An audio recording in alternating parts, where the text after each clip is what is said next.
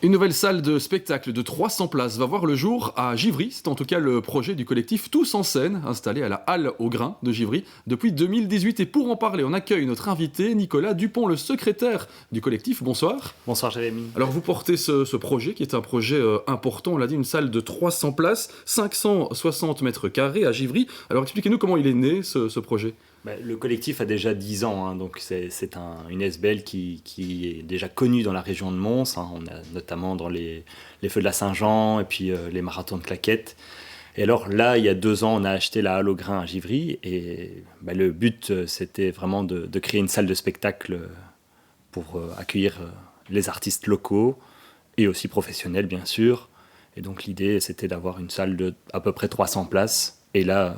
Voilà, on a finalisé les plans et on est presque prêt à faire les travaux. Alors justement, c'est une salle qui a une longue histoire, il y a eu beaucoup d'activités différentes avant vous, et on en est où aujourd'hui dans ce projet ?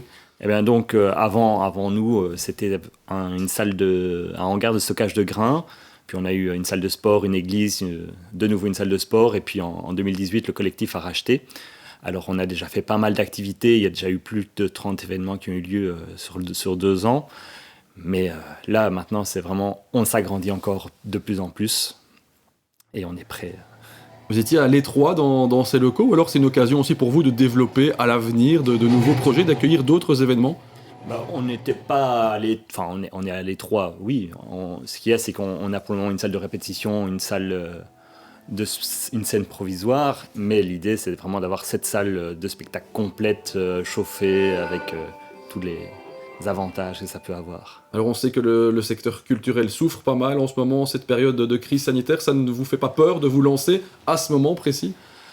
L'idée, c'est que les travaux vont commencer maintenant, et donc c'est on va commencer vraiment à accueillir le public en 2022 dans cette salle-là, mais on a toujours des événements qui ont lieu dans notre salle provisoire. Alors aménager une telle salle, ça a un coût important, et vous demandez l'aide aussi du public, vous avez lancé un crowdfunding pour vous aider. C'est ça, donc pour 30% à peu près du montant des travaux, on appelle la population. Alors on peut donner à partir de 10 €, alors on recevra juste une carte de remerciement. À 50 €, on aura son nom inscrit sur le mur, et puis à 1 000 €, on a un siège, à 5 000 €, on a les entrées à vie à tous les spectacles. Alors justement, qu'est-ce qu'il y a à faire dans cette salle ? Différents aménagements, l'achat de gradins notamment, ça c'est via le crowdfunding ? Oui, c'est ça. Donc on a toute une réfection de la toiture, mais ça c'est sur fonds propres. On a une mise au niveau accessibilité, parce qu'on n'a pas de sortie de secours, on n'a pas d'accès pour les personnes à mobilité réduite. On refait les sanitaires et on va créer un nouvel hall d'accueil pour accueillir le public. Alors parlez un petit peu de votre collectif, pour ceux qui ne vous connaissent pas encore, pourtant vous êtes très actifs, vous l'avez dit, une trentaine d'événements, des spectacles, des stages, des événements caritatifs également. Il y a une volonté chez vous de faire bouger les choses dans votre village ? Voilà, dans le village et dans la région, même, on essaye de pousser les portes le plus possible. Mais oui, il faut, en ces temps actuels, justement, il faut aider l'autre. Et donc, en poussant à faire autant d'événements, on est obligé d'être généreux. Et tout le monde est généreux comme ça, grâce à ça. C'est quoi la ligne de conduite dans vos spectacles, dans ce que vous proposez dans vos événements ? On a un dicton au collectif, c'est « ce que je veux, je le peux, je le fais ». Alors, on part là-dessus, et donc, oui, pourquoi pas créer une salle de spectacle de 300 places dans 2 ans. Avec des projets déjà en tête, d'événements que vous pourriez organiser grâce à cette nouvelle salle ?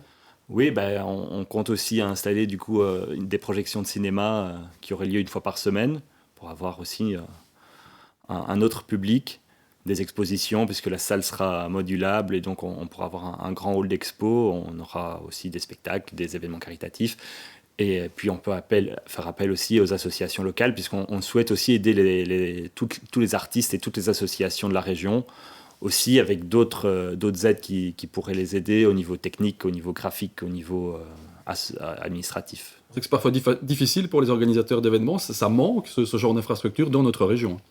C'est pour ça qu'on lance le truc. Et donc il y a un événement qui est organisé ce week-end, c'est un spectacle de danse contemporaine qui s'appelle Les Bulles de Bach. Vous pouvez nous en toucher un petit mot ? Oui, donc c'est un spectacle qui devait être créé pour le 550e anniversaire de l'église de Blaton, qui a été annulé malheureusement en raison du Covid. Mais l'idée, donc, c'est ici, on a réadapté ce spectacle. Donc c'est 13 danseurs du collectif qui ont créé le spectacle, et donc ce sont eux qui dansent aussi. Et donc au début du spectacle, on est chacun dans notre bulle, c'est le confinement. Et l'idée, c'est qu'on va essayer de s'ouvrir de plus en plus et d'ouvrir vers les autres. Il est encore possible d'assister à ce spectacle, il reste des places? Oui, il reste encore une cinquantaine de places disponibles. Vous pouvez les réserver soit sur notre site internet allaugrin.be, par téléphone au 0494 33 43 13. Bien, merci en tout cas d'être venu nous rendre visite sur ce plateau, et puis bonne chance dans vos projets qui sont très, très nombreux.